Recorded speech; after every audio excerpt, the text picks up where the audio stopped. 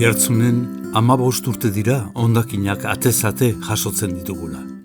Herritar guztion ohitura honei esker, herriko hondakinen 80% baino gehiago birziklatzen duen herria gara. Europako legediak 2035erako aurreikusten dituen birziklatze tasak guk 2010etik betetzen ditugu eta zentzu horretan zoriontzekoa da herritarren konpromisoa. Transizio ekologikoa hitz egiten den garai hauetan, aitzindaria izan da Oiartzungo hondakinen kudeak eta politika.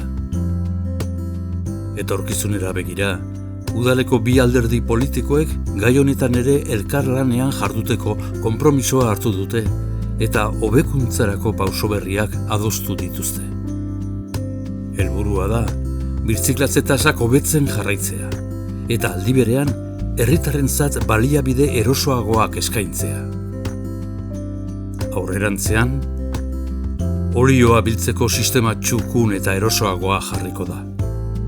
Papera eta ontziak ateratzeko, rafiazko poltsak erabiliko ditugu, eta egun haizetsuetan arazorik ez izateko, zintzilekarioetako gantxoak egokituko dira.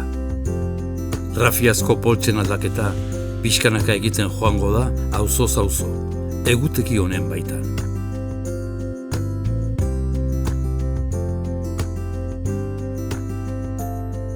Rafiazko poltsak zintzilikarioetan jasoko dituzue berrikuntza martxan jarri aurreko astean. Eta udaleko teknikariak auzoetara hurbilduko dira edozein zalantza argitzeko. Oiartzun, transizio ekologikoan ere bidea egiten duen herria.